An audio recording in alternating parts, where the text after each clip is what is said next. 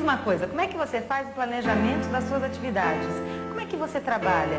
O que você leva em conta na hora de planejar a sua aula? Bom, esse é o assunto do nosso programa de hoje. Nós vamos examinar todos os detalhes do planejamento. Parte do planejamento de um professor. Pense um pouco. A gente planeja o nosso tempo no horário e no calendário. A gente organiza o espaço da sala e da escola. A gente considera as diferenças entre os alunos. Escolhe os materiais que fazem parte do aprender. Planeja a maneira de fazer a avaliação da turma. Enfim, como a gente vai desenvolver as atividades.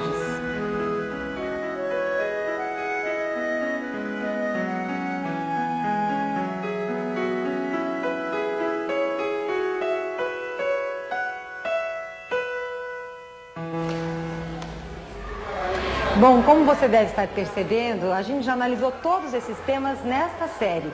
Mas como você também já deve estar notando, todos eles aparecem de novo quando o assunto é planejamento de aula. Quando o professor planeja uma atividade, muitos fatores entram em jogo. Uma primeira questão que a gente poderia estar pensando seria a questão dos objetivos em jogo com a situação proposta. Então, assim, o que o professor espera em termos de aprendizagem dos seus alunos? O que ele espera vai determinar toda a elaboração, a realização da atividade. Então, um exemplo da gramática. Se o professor espera que os seus alunos saibam definir, por exemplo, substantivos, adjetivos, verbos, pronomes, ele vai organizar a atividade de forma que as crianças possam, no final, dar essa devolutiva para ele em termos de definição do que é um adjetivo, dessas categorias gramaticais. Se ele não espera isso, se ele espera que as crianças saibam usar apenas esses recursos da língua, ele vai organizar de uma outra forma a atividade. Então tem a questão de tempo, de espaço, de materiais também que vão ser utilizados, a organização das crianças. Então uma série de fatores que são decisões que o professor toma para compor uma única aula. Esse momento de preparar a atividade é fundamental. O professor precisa de um tempo para isso.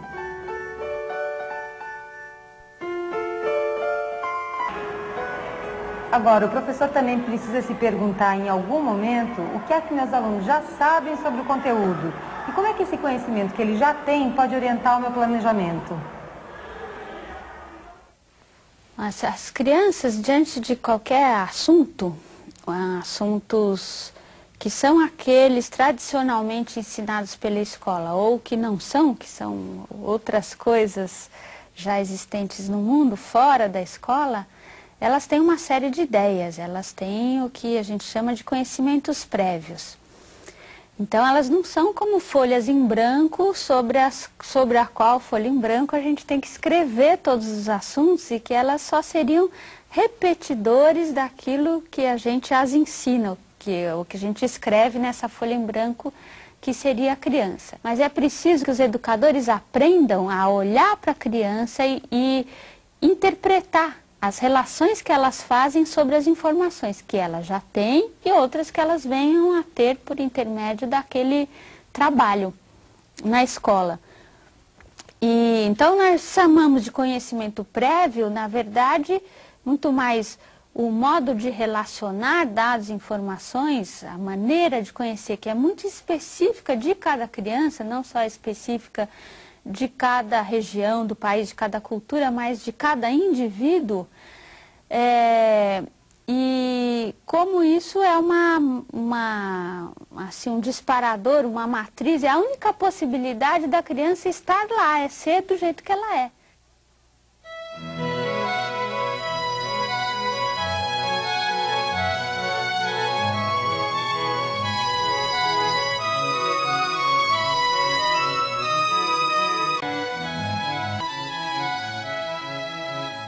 Quando o professor está pensando a sua sala de aula, ele tem sempre que estar pensando que essa aula que ele está dando, e esse planejamento que ele está fazendo, expressa uma concepção de educação que é maior, que ultrapassa ali os muros da sala de aula dele, os paredes da sala de aula, os muros da escola, poderíamos falar.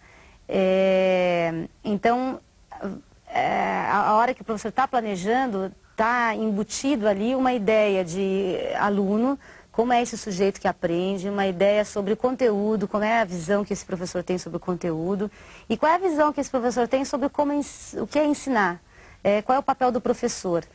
Então, isso tudo é num plano, digamos assim, teórico, quer dizer, o professor está planejando e ele está usando todas essas questões que são do âmbito do teórico para pensar uma boa situação de aprendizagem. A hora que ele executa, digamos assim, que seria a parte, então, prática. Então, por isso é tão importante a questão da reflexão. O professor está sempre avaliando, o planejamento tem que ser sempre controlado e ser constantemente reavaliado para buscar essa coerência pedagógica. Quando você planeja alguma coisa e não dá certo, como é que você faz? O que você se pergunta? Quando uma atividade não dá certo, e isso tem relação direta com as crianças, a gente procura discutir com eles. Olha, por que não deu certo? O que será que aconteceu? E a gente pode até retomar essa atividade em um outro momento. Mas quando é uma coisa que é imperceptível para as crianças e é uma coisa que a gente levantou, que a gente percebeu, a gente volta a discutir em cima daquilo, a gente procura ler, procura assessoria, procura de algum jeito tentar retomar aquela atividade e tentar pensar em novas formas de aplicar essa atividade. Você planeja uma atividade de uma situação problema que você acha que as crianças põem em jogo o que elas sabem para tentar resolver e que, na verdade, não funcionou. Não funcionou porque ela não estava adequada ou porque ela estava, assim, além do que as crianças poderiam dar nesse momento, entendeu? E aí eu reformulo, a gente colocaria, assim, uma atividade que eu julgaria intermediária para chegar naquela que eu estou me propondo, né? Que outras perguntas os professores fazem para avaliar o planejamento, para poder mudar o rumo da aula, para detectar problemas? Como é que eles fazem?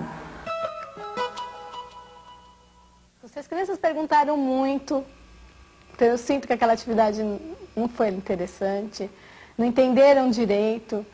E o que eu faço é estar revendo o meu papel quanto professor. Porque o erro acontece, a gente não acerta sempre. E o professor é passível também de erro. Então, quando eu sinto que essa atividade não deu certo, eu retomo, penso como está fazendo, trabalhando esse conteúdo de uma outra forma, de uma forma mais significativa, de uma forma mais interessante para as crianças. Essa semana mesmo aconteceu da gente ter feito uma atividade em sala de aula e não ter dado certo, que era o lançamento do projeto de história, em que nós estaríamos levantando um índice, juntamente com as crianças, do que elas gostariam de estar sabendo sobre o assunto do nosso projeto, e o índice não saiu legal. Então a gente procurou, né, juntamente com outras professoras, a gente procurou estar replanejando isso.